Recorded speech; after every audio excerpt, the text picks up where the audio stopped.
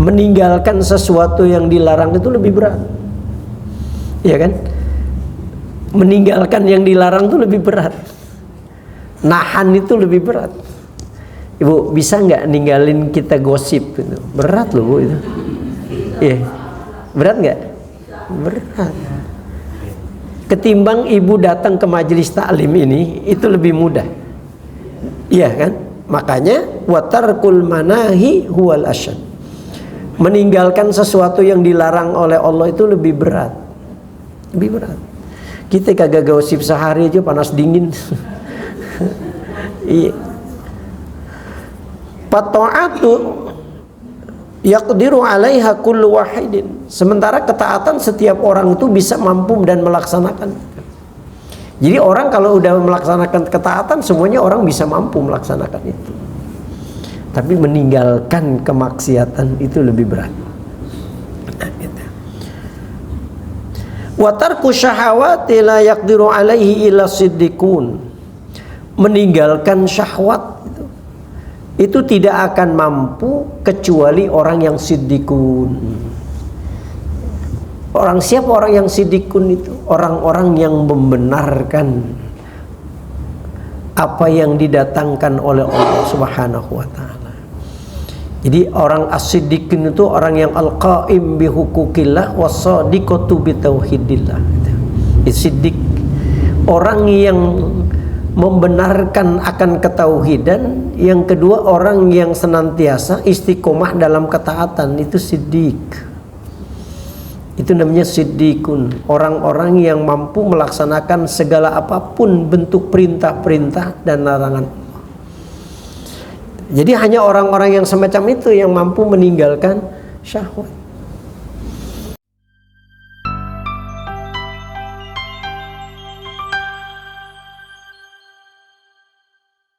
Bismillahirrahmanirrahim. Assalamualaikum warahmatullahi wabarakatuh. Bismillahirrahmanirrahim. Alhamdulillahi wahda. Wassalatu wassalamu ala rasulillah wa ala alihi wa sahbihi wa mawala. La hawla wa la quwata illa billah, amma ba'd. Fa inna asdaqal hadisi kitabullah wa khairal hadi hadi sayyidina Muhammadin sallallahu alaihi wasallam wa syarrul umuri muhdatsatuha wa kullu muhdatsatin bid'ah wa kullu bid'atin dhalalah wa kullu dhalalatin finnar. Wa bisanadil muttasili ilal imamil muallifi rahimahullahu ta'ala wa adama nafa bihi wa bi ulumihi fid daraini amin. Hadirin ma'asyiral muslimin wal muslimat, jamaah kajian duha Masjid Nurul Hidayah, yang mudah-mudahan kita di pagi hari ini selalu diberikan kesehatan, keafiatan, keselamatan dan keberkahan, dan mudah-mudahan hidup kita selalu berada dalam ridho dan kasih sayang Allah Subhanahu wa taala. Amin ya rabbal alamin. Hadirin yang dimuliakan Allah, kita lanjutkan kajian kitab Bidayatul Hidayah. Bismillahirrahmanirrahim. Al-qismus tsani, bagian yang kedua. Al-qaulu fi ijtinabil ma'asi, dalam menjelaskan tentang meninggalkan kemaksiatan. Jadi bagian kedua ini adalah penjelasan tentang bagaimana meninggalkan kemaksiatan. Bab yang pertama itu bab khusus tentang masalah ketaatan kita kepada Allah.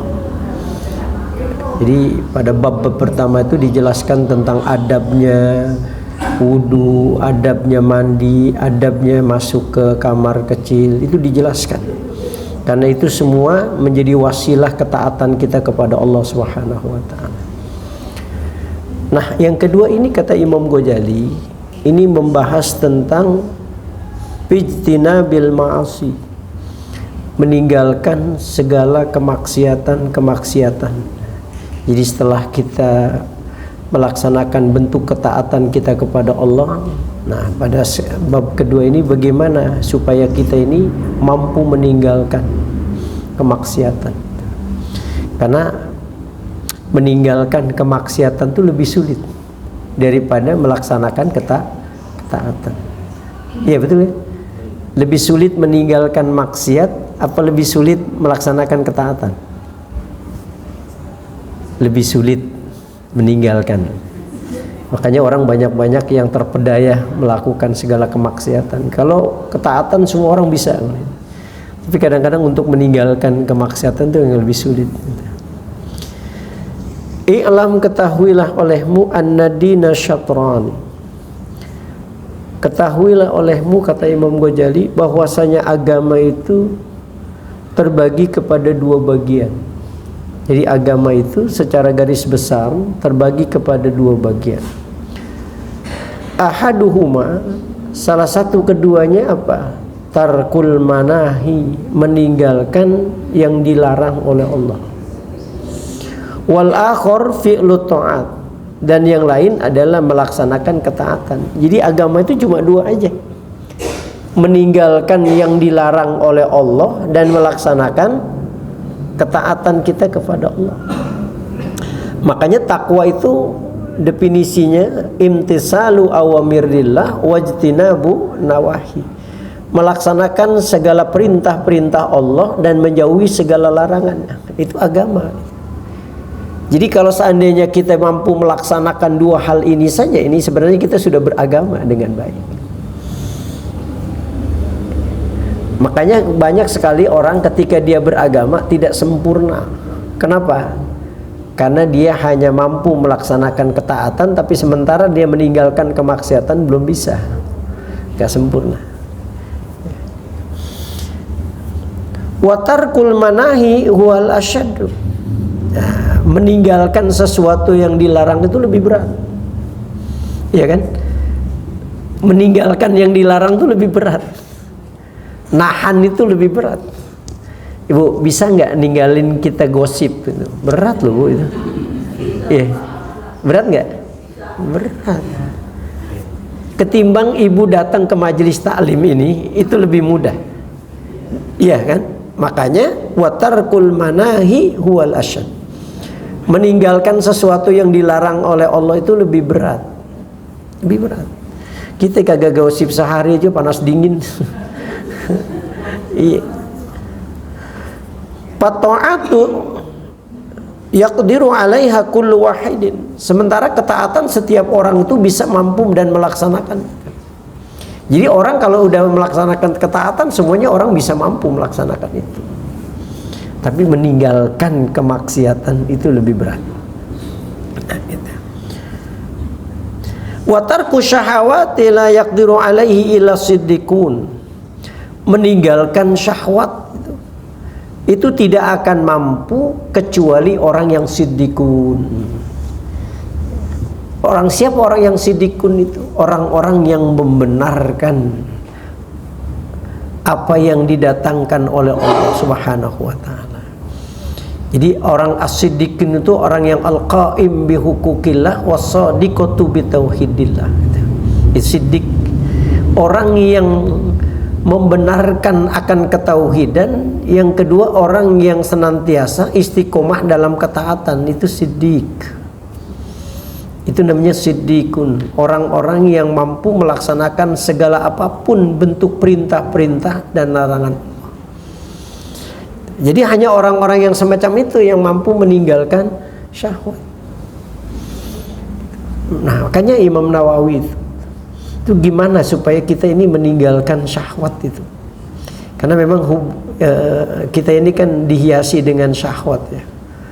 Hubbus syahawati minan nisa, terutama perempuan.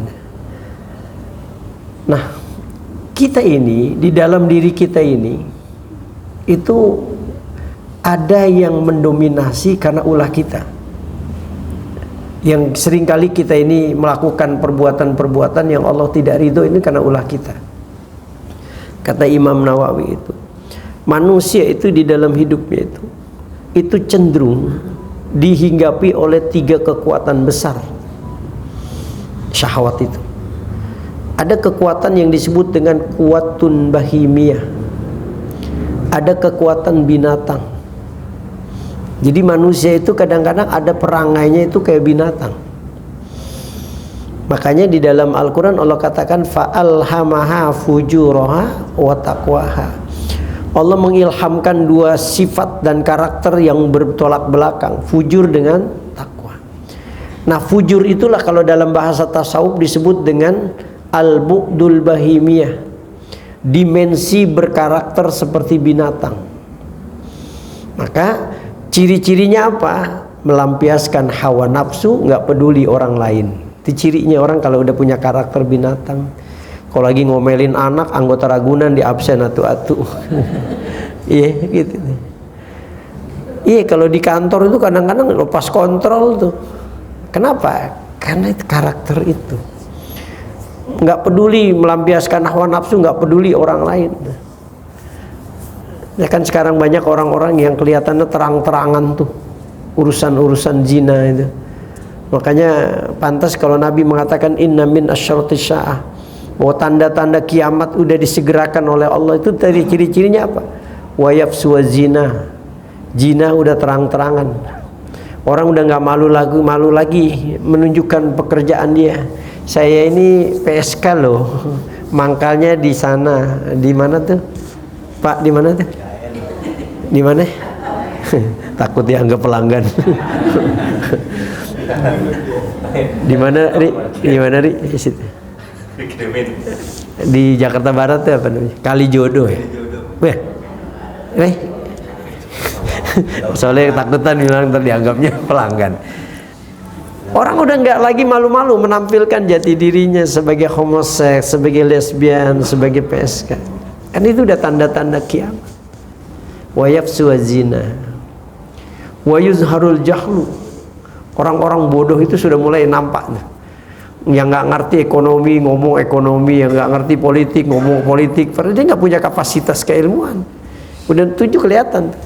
Yang nggak ngerti agama bicara agama, yang nggak ngerti ekonomi ngomong ekonomi. Oh, saya naik Grab itu supir Grab kayak ngerti banget tuh soal masalah politik gitu. Habis mau dicaci maki sama dia. Iya, saya tanya lulusan mana bang? Lulusan SMEA. Nggak nyambung. Jadi orang itu kayaknya gitu. Wa yazharul jahlu. Orang itu orang bodoh udah mulai nampak. Itu. Nah, jadi orang dihinggapi karakter kebinatangan. Yang kedua apa? Ada yang namanya karakter itu kuwatun syabu'iyah. Dalam diri manusia itu ada karakter seperti binatang buas. Gimana karakter binatang buas ini? Sombong, hasud, dengki, mengambil hak orang lain, gak peduli orang lain senang atau tidak, yang penting dia puas. Itu karakter binatang. Makanya kalau seandainya ada di dalam diri kita kesombongan, hasud, dengki, itu menunjukkan bahwa ada sesuatu yang salah di dalam diri kita. Ada yang harus kita perbaiki. Ya kan, kadang-kadang kan ibu-ibu ada juga yang kita kadang sombong tuh. Iya. Ini sih nggak kelihatan.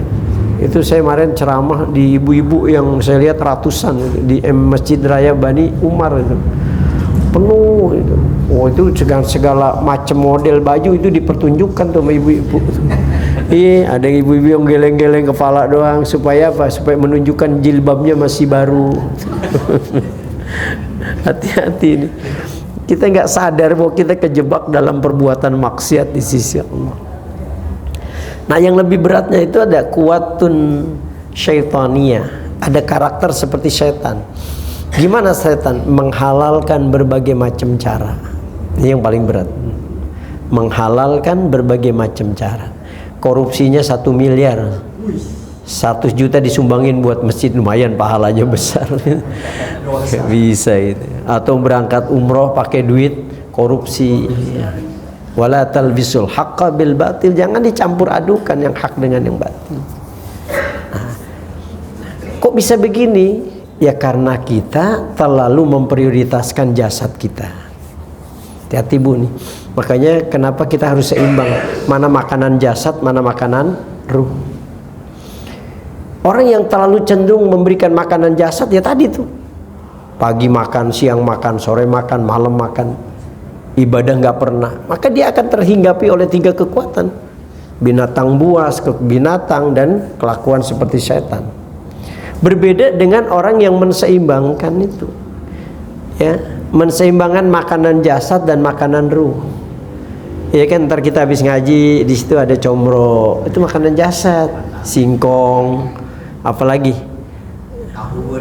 tahu goreng tuh. Kalau Ari udah duluan dia tuh, tahu aja dia semua. Ya. Itu makanan jasad. Kita perlu, tapi jangan lupa makanan ruh supaya seimbang. Makanya ciri orang yang memanfaatkan makanan jasad dan makanan ruh kelihatan. Allah akan berikan dia apa yang disebut dengan kuwatun rabbaniyah. Ada secerca cahaya yang diberikan Allah kepada dirinya. Jadi orang kalau hidupnya menseimbangkan 2 ini dengan baik, itu dikasih oleh Allah kekuatan. Cirinya apa? Biasanya Allah berikan kepada kita ketika melakukan sesuatu adalah berpikir dulu baru bertindak. Itu cirinya. Beda orang yang tadi, dia bertindak dulu baru berpikir, akhirnya nyesel.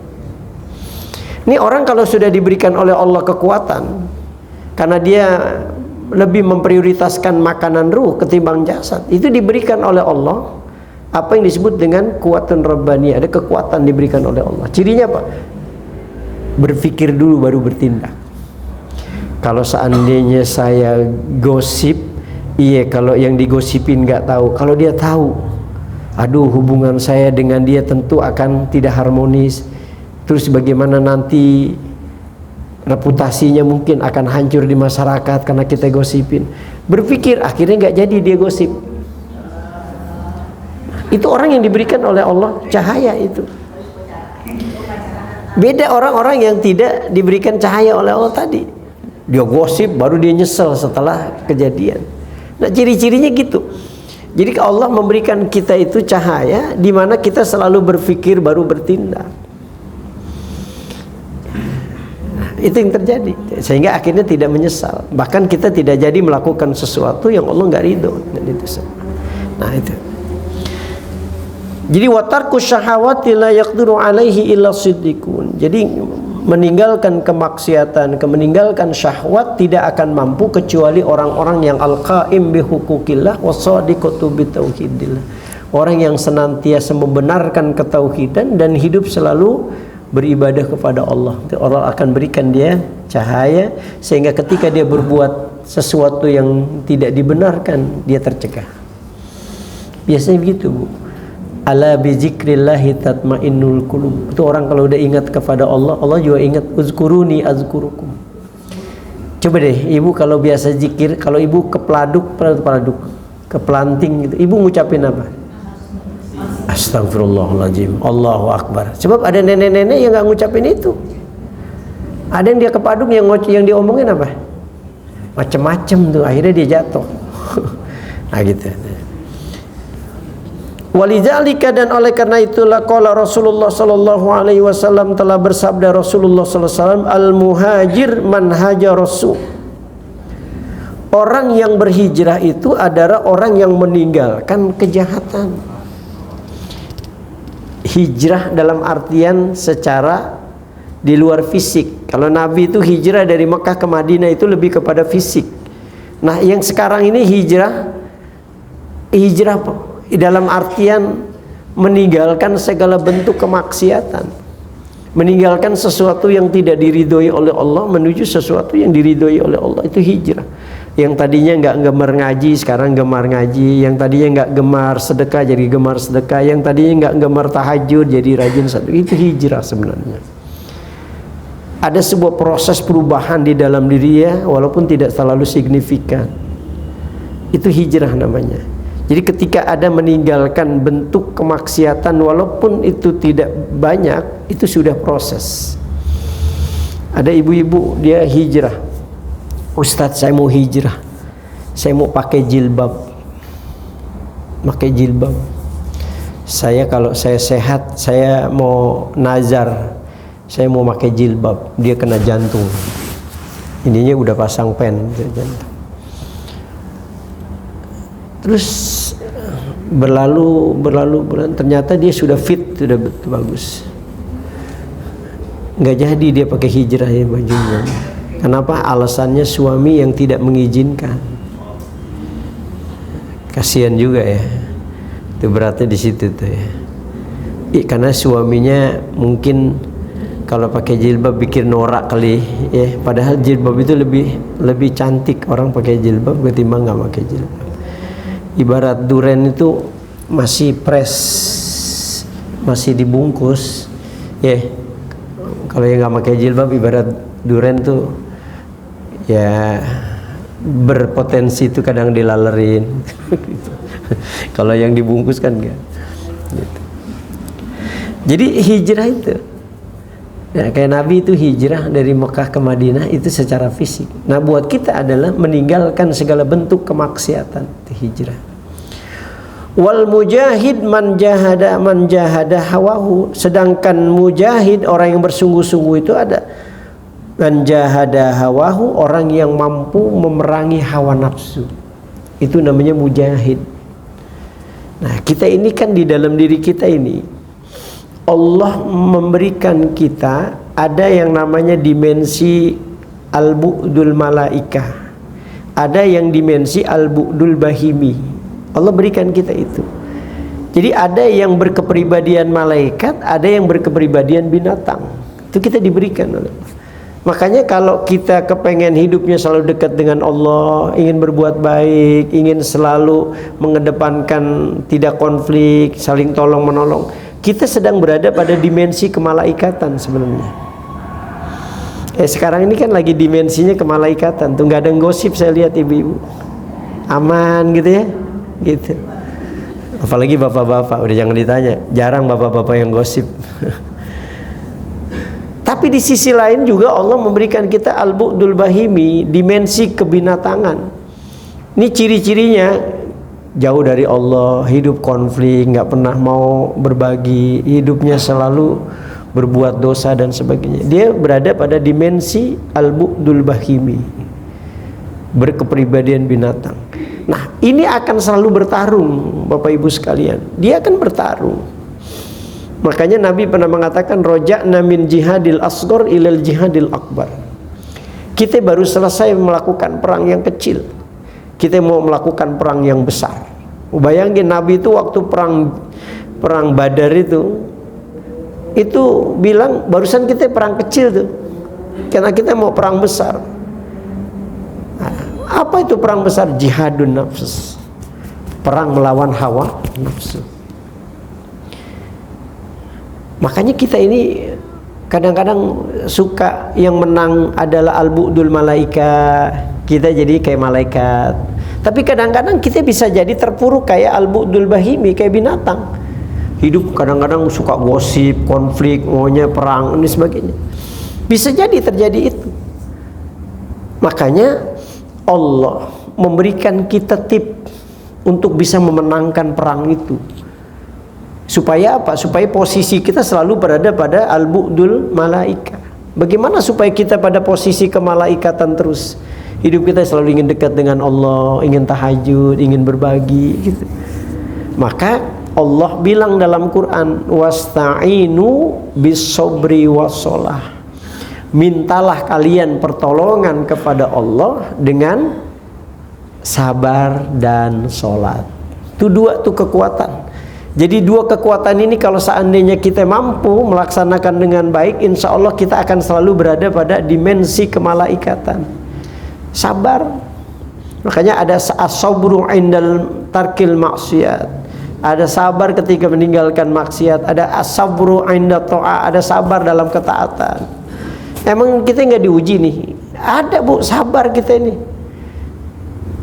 Kadang-kadang kan kalau nggak sabar suka nggerutu tuh. Ustadz lama banget dah. Ya ini urusannya basi dah ini makanan gitu. Ada yang nggerutu gitu. Iya kan? Kita kan begitu. Kalau ada ustadz yang agak lama sedikit udah mulai gelisah. Itu biasanya kayak gitu. Ya, sabar. Meninggalkan maksiat pun sabar. Banyak aja ujian gitu itu.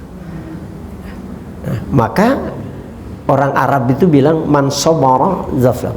Orang yang sabar dia yang sukses. Ternyata dalam bahasa psikologi jiwa itu sabar itu yang disebut dengan kecerdasan emosional. Jadi orang-orang ahli psikolog menyebutnya sabar itu adalah kecerdasan emosional.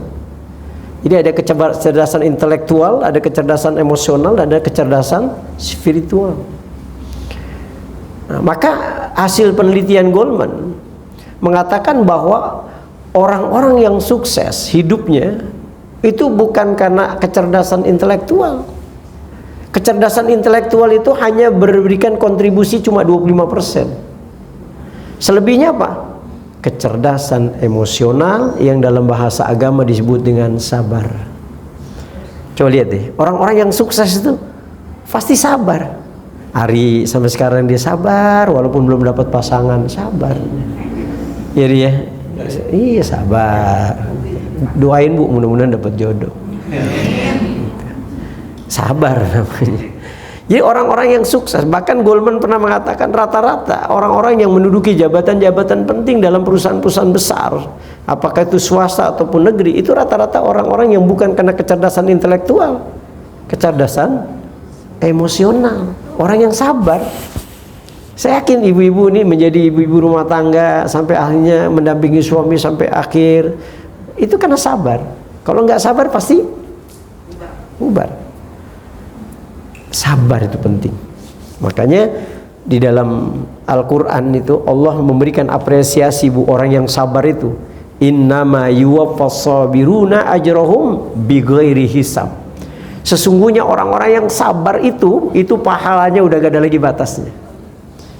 Iya, Allah berikan nilai value pada orang-orang yang sabar itu udah gak ada batasan lagi. Makanya orang yang sabar itu innallaha ma'as sabirin, sesungguhnya orang-orang sabar itu bersama dengan Allah. Itu sabar. Nah, jadi kata Allah wasta'inu bisobri, mintalah kalian pertolongan kepada Allah dengan apa? Dengan sabar. Jadi untuk bisa memenangkan perang melawan dimensi al-bu'dul bahimi, supaya kita hidup berkarakter seperti karakter malaikat, maka yang pertama yang harus kita lakukan adalah sabar dalam menjalani hidup. Yang kedua apa? Wassalah, salat. Makanya kalau kamu ingin diperbaiki hidupmu, perbaiki sholatmu, ya kan? Nabi itu ketika mengakhiri hidupnya, ucapannya cuma apa? An-Nisa, perempuan, sholat, ummati, perempuan, sholat, umatku. Itu Rasul. Jadi betapa pentingnya sholat, penting. Makanya Allah memberikan di dalam Al-Quran, aqimis sholah inna sholata tanha anil fahsya'i wal munkar. Dirikan sholat, sesungguhnya sholat itu yang akan mencegah kalian dari perbuatan keji dan munkar. Cuman masalahnya, Ustadz saya ini sholat tapi kadang-kadang suka gibah juga Ustadz. Ustadz saya sholat tapi ada maksiat juga. Kenapa ya? Kau Allah udah bilang aqimis sholat inna sholata tanha anil fahsya'i wal munkar. Kau dirikan sholat, sesungguhnya sholat itu akan mencegah kalian dari perbuatan keji dan munkar. Apa yang salah? Berarti sholat kita yang salah. Allah udah memberikan jaminan tuh, kalau sholatmu benar maka kau akan tercegah. Tapi kenapa sholat kita belum mencegah? Karena sholat kita masih belum sesuai dengan apa yang Allah inginkan. Makanya Allah menandaskan wa innaha lakabiratun illa alal khashiin, sesungguhnya sholat itu berat. Iya kan? Illa alal khashiin, kecuali orang yang khusyuk. Jadi hanya orang-orang yang khusyuk itulah di dalam sholatnya yang mampu menjadikan sholatnya itu sebagai benteng dia dalam kehidupan. Berarti kalau kita sholat belum membawa perubahan, berarti khusyuknya masih belum. Ya Bu ya? Gitu. Saya baca buku itu. Ada 5 yang harus kita integrasikan dalam kekhusyuan itu, supaya sholat kita benar-benar masuk, ya, sehingga ada terjadi perubahan. Pertama itu khusyuk di dalam mempersiapkan kita sholat itu. Dari mulai ketika kita mendengar panggilan azan. Pernah nggak ibu kesentuh dengan panggilan azan? Allahu Akbar, Allahu Akbar. Ada nggak pemikiran, ya Allah, Allah manggil kita nih. Kita kan kadang-kadang cuek aja itu ya. Kita dengar azan, Allahu Akbar, Allahu Akbar. Ada yang ngomong gini, ya udah azan lagi ya. Itu bagi orang yang merasakan betul tuh, ketika mendengar panggilan azan itu sebagai kehormatan, di mana Allah memberitahukan buat kita bahwa Allah akan segera hadir. Makanya kalau kita mendengar azan itu, tanamkan bahwa kita yang sebenarnya butuh Allah, bukan Allah yang butuh kita. Makanya kalau kita butuh Allah, kita segera nggak? Loh, kalau saya butuh Bu Azora, di mana nih Bu Azora hari ini ada? Ya, saya cari, sana saya butuh. Iya kan? Nah, karena kita butuh Allah, kita segerakan. Belum waktunya sholat, kita sudah ada duduk di depan. Dulu yang namanya Bu Azora kan umrah sama saya itu jam 10 udah datang ke Masjidil Haram. Kita ya zaman umroh kita hebatnya luar biasa. Ibu ya, itu umroh, kita waktu umroh Bu, itu juhurnya jam 1, itu jam 10 kita udah datang ke masjid. Iya, iya betul ya, itikaf, baca Quran gitu. Maghribnya jam 7, kita jam 5 udah siap-siap, begitu kan? Iya, bener-bener nuansa spiritualnya itu luar biasa. Tapi giliran di Jakarta beda ya. Taatnya kita pada saat di Mekah doang, tapi ketika di sini udah melempem lagi tuh. Iya. Jadi tanamkan itu ketika kita mendengar panggilan azan itu, bahwa kita yang butuh Allah, bukan Allah yang butuh kita. Dikasih tahu, Mbak Depi ada Bu Mimin ntar. Kan Bu Depi butuh Bu Mimin ya. Oh iya, disegerakan dong. Kalau perlu Bu Mimin belum datang, dia udah, kalau kita butuh.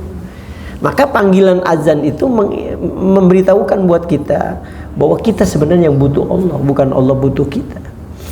Makanya walaupun satu dunia ini orang beribadah kepada Allah, Allah nggak akan untung.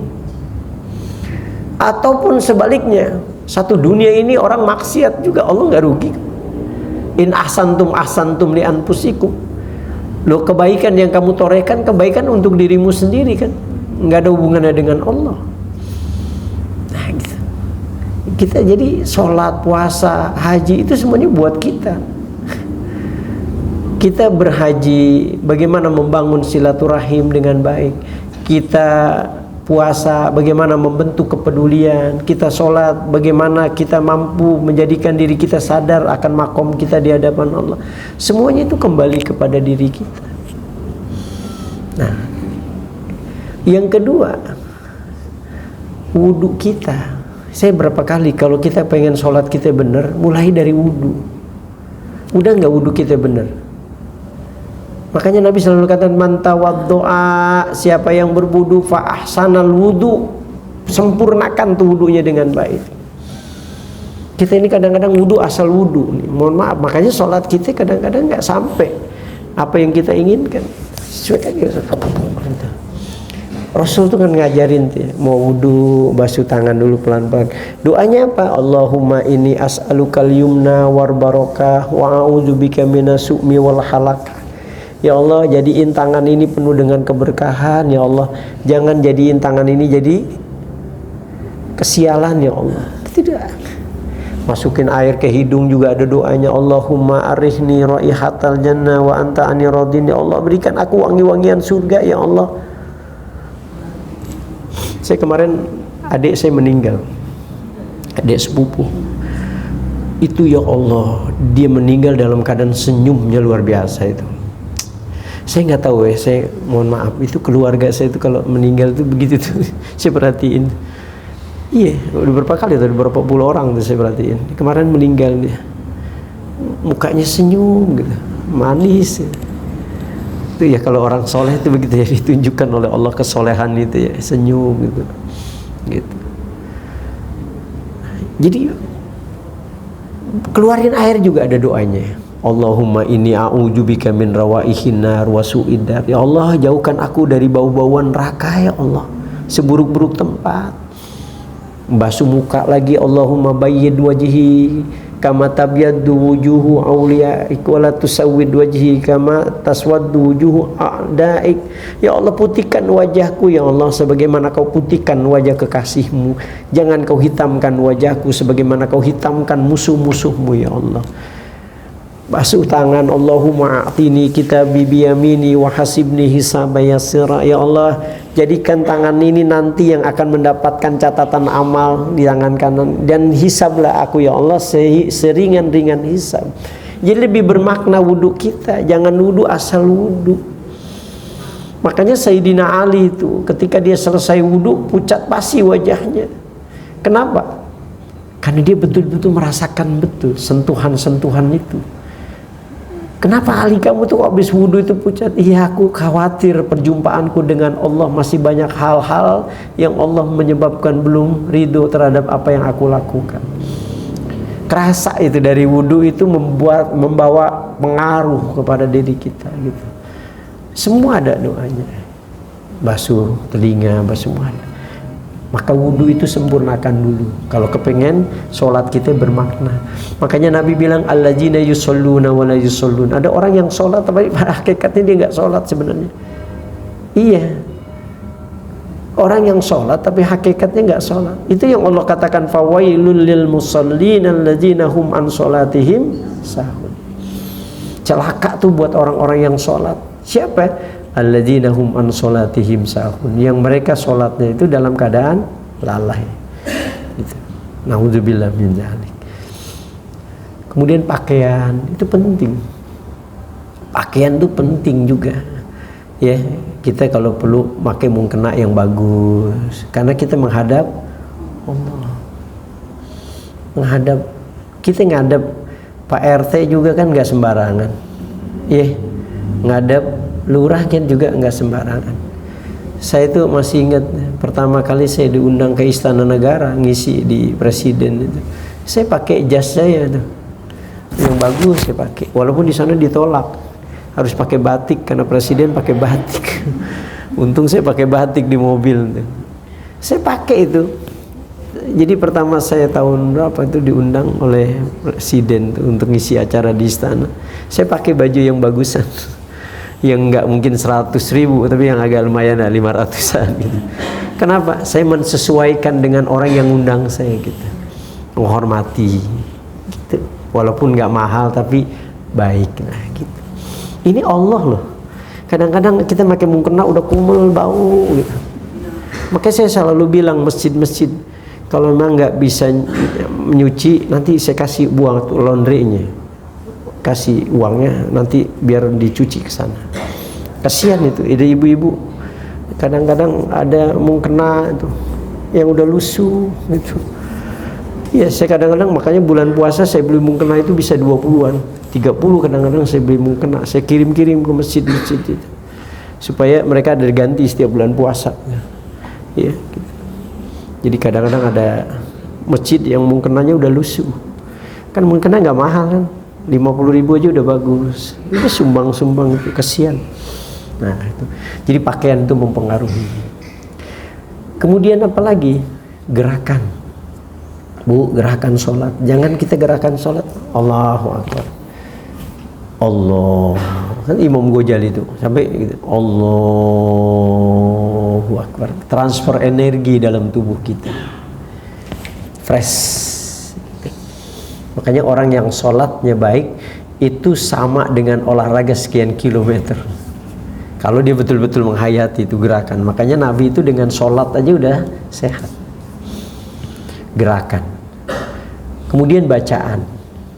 Bacaan sholat penting. Makanya kita perlu memahami bacaan yang kita baca. Alhamdulillahirabbil alamin. Ar-Rahmanir Rahim, Maliki Yaumiddin. Itu harus kita maknain. Jangan kita baca tapi nggak ngerti apa yang kita baca. Minimal kita ngerti maksudnya apa, lebih merasakan. Kemudian apalagi pikiran kita fokus. Makanya sholat tuh kalau bisa pada gelombang otak yang disebut dengan alfa. Jangan ke beta. Beta itu banyak masalah. Lagi sholat, Allah ingat kunci yang hilang. Macam-macam ada gitu. Ada yang gitu ya. Bukan khusyuk itu sebenarnya. Itu udah ngeblank gitu. Ya. Itu Sayyidina Ali itu ketika sholat tuh dia pada gelombang teta gitu. Teta itu kan satu fokus antara dia dengan Allah. Kayak orang terhipnotis. Orang yang dihipnotis itu gelombangnya teta. Dia akan mengikuti orang yang menghipnotis dia. Makanya kata Sayyidina Ali, cabutlah panah di tubuhku di saat aku sedang sholat. Kenapa? Karena sholat itu fokus kita hanya pada Allah. Sehingga yang lain kita nggak akan terasa. Nah, itu pikiran. Baru kemudian perasaan. Memaknai setiap bacaan yang kita baca. Kita membaca Allahu Akbar. Secara syariat kita membaca Allah Maha Besar, tetapi secara tasawuf adalah bagaimana mengimplementasi kalimat itu. Kita ngucapin Allahu Akbar, berarti kita dituntut untuk memaknai kalimat Allahu Akbar menjadi orang yang sadar akan makom kita di hadapan Allah. Untuk tidak sombong, untuk tidak merasa hebat dan sebagainya. Jadi kalau kita masih ada sombong, berarti sholat kita masih perlu dibenahi. Nah, itu yang lebih khusyuk itu. Makanya Allah bilang wa innaha lakabiratun illa 'alal khashiin. Sesungguhnya sholat itu berat kecuali orang-orang yang khusyuk. Orang-orang yang menjadikan sholat sebagai kebutuhan. Kita ini kan sholat cuma jadi kewajiban. Sehingga kalau kita udah selesai sholat kayaknya udah habis bayar utang, plong gitu ya. Jadikan sebagai kebutuhan ya dalam hidup kita. Nah, jadi wal mujahid man jahada hawa. Jadi orang yang bersungguh-sungguh adalah orang yang mampu memerangi hawa nafsu yang ada di dalam dirinya. Makanya kata para ulama, an-nafsu katifli. Nafsu itu kayak anak kecil yang nyusu sama ibunya. Itu nafsu. Makanya kalau nggak disapi tuh anak, selamanya udah gede juga masih nyusu deh. Makanya dikasih sama orang tua apa? Yang pahit-pahit tuh. Supaya apa? Supaya anak itu nggak nyusuin lagi. Umur 2 tahun stop. Begitu nggak dulu? Ibu-ibu cara supaya anak nggak nyusu lagi apa? Taruh yang pahit-pahit tuh. Sambil loto apa gitu. Supaya anak itu apain?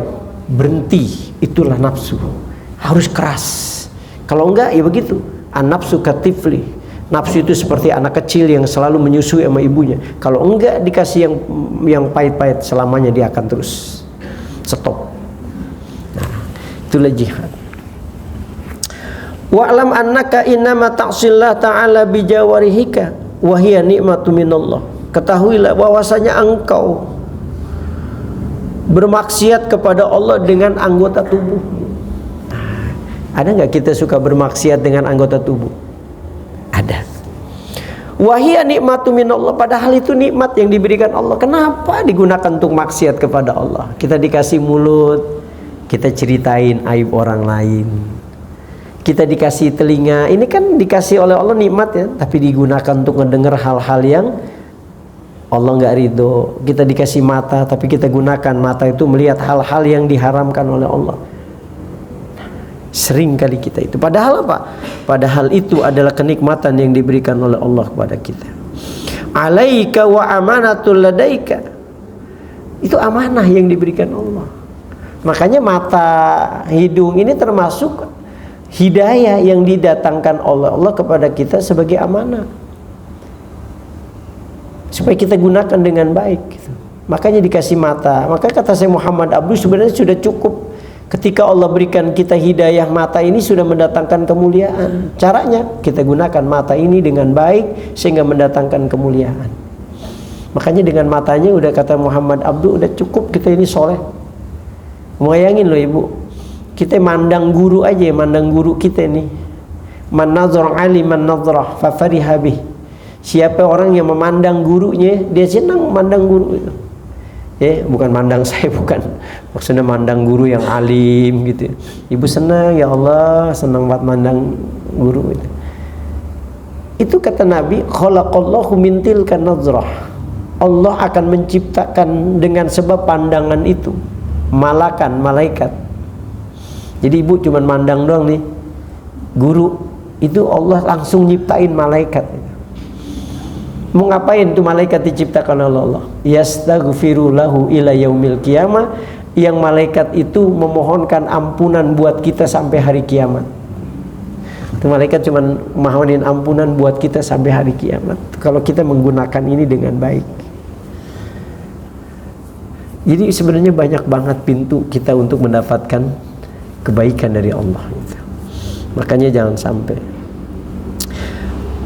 fasti'anatuka bi ni'matillahi ala maksiyatihi ghayatul kufran. Maka ketika engkau gunakan nikmat yang diberikan Allah kepada kalian untuk kemaksiatan, ghayatul kufran, maka itu sebagai puncak dari sebuah kekufuran kita di hadapan Allah. Kita dianggap sebagai puncak kekufuran kita di hadapan Allah ketika kita enggak gunain nih anatomi tubuh kita dengan baik. Makanya orang-orang tasawuf itu, mereka itu suka ngistighfarin kan. Saya selalu bilang, istighfarin astagfirullahaladzim alladzi la ilaha illa huwal hayyul qayyum wa atubu ilaih. Hidungnya diistighfarin, matanya istighfarin, telinganya istighfarin, tangannya, perutnya, kelaminnya, kakinya. Supaya apa? Supaya nanti ketika dimintai pertanggungjawaban di hadapan Allah aman. Sebab kan di dalam Quran inna sam'a wal basar wal fu'ad kullu ulaika kana anhu mas'ula. Sesungguhnya pendengaran kalian, penglihatan kalian, hati kalian, kullu ulaika kana anhu mas'ula, akan dimintai pertanggungjawaban di hadapan Allah. Gitu. Dimintai pertanggungjawaban di hadapan Allah. Kemarin saya lagi bercanda aja sama anak-anak gitu. Ayo, siapa yang mau beli baju? Enggak udah banyak, nanti bajunya dihisab. Dihisab. Tapi jadi kalau kebanyakan baju itu nanti dihisabnya berat. Iya. Yes, itu ya, dihisab kan. Makanya ada udah cuci gudang gitu, cuci gudang. Gitu. Wa khiyanatuka fi amanatin auda'akaha auda'akahallahu ghayatut tughyan. Ya Allah. Jadi pengkhianatanmu itu dalam amanah yang diberikan oleh Allah dan titipan yang Allah titipkan kepada kalian itu, semua ini titipan Allah itu. Ketika kita enggak manfaatin dengan baik, kita berkhianat dengan itu semua, ghayatut tughyan, maka itu sebagai puncak kedurhakaan kita di hadapan Allah. Ya Allah, sampai begitu ya. Kita dianggap sebagai durhaka di hadapan Allah ketika ini enggak gunain dengan baik gitu. Masya Allah. Fa inna a'dha'aka ru'ayaka fanzur kaifa tar'aha fa kullukum ra'in wa kullukum mas'ulun ra'iyati. Karena sesungguhnya anggota tubuhmu adalah bagian dari rakyat. Jadi anggota tubuh kita ini sebagai rakyat, kita lah yang mengendalikan mereka. Ya. Fanzur kaifa tar'aha, lihatlah bagaimana cara mengurusnya. Kullukum ra'in wa kullukum mas'ulun an ra'iyat. Setiap kalian akan ditanya dan akan dimintai pertanggungjawaban di hadapan Allah. Udah nggak kita ngurus nih anatomi tubuh kita dengan baik? Sebab ini nanti akan ditanya oleh Allah Subhanahu wa taala. Ya Allah, sampai begitu ya. Itu Imam Ghazali sampai bentuk ketaatan kita kepada Allah sampai begitu. Ya, mampu nggak kita menahan diri kita dari sesuatu yang menyebabkan Allah nggak ridho dengan itu semua? Ya, mudah-mudahan Allah berikan taufik dan hidayah buat kita semua, agar kita bisa memanfaatkan potensi-potensi yang diberikan Allah kepada kita dalam rangka mencapai ketaatan kita kepada Allah Subhanahu wa taala. Karena mencapai ketaatan atau melakukan ketaatan lebih bisa daripada meninggalkan kemaksiatan. Meninggalkan maksiat itu lebih sulit daripada melaksanakan ketaatan. Wa'lam anna jami'a a'dha'ika satashhadu 'alaika wallahu a'lam. Sampai sini dulu.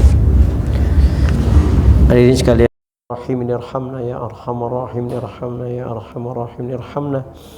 Allahumma bihaqqil Fatihah wa bi sirril Fatihah wa bi karamatil Fatihah wa bi mu'jizatil Fatihah wa bi hidayatil Fatihah ya farijal ham ya kashifal gham ya man li abdihi yaghfir wa yarham. Allahumma ya dafi'al bala ya Allah, Allahumma ya dafi'al bala ya Rahman, Allahumma ya dafi'al bala ya Rahim. Ya Rabbi bil Mustafa balligh maqasidana waghfir lana ma madha ya wasi'al karami. Allahumma inna nas'aluka as-sihhata wal afiyah wal mu'afata daimah fid dini wad dunya wal akhirah. Da'wahum bi subhanakallahumma wa tahiyyatuhum biha salam wa akhiru da'wahum anil hamdulillahi rabbil alamin. Mohon maaf lahir batin. Assalamualaikum warahmatullahi wabarakatuh.